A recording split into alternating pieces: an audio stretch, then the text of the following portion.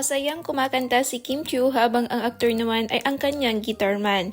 Para silang childhood sweetheart. Ang title ng kinakanta ni Kim ay Torete. Nakamute ang video dahil ayaw ipasa publiko kasi isa sa magiging scene daw ng What's Wrong with Secretary Kim.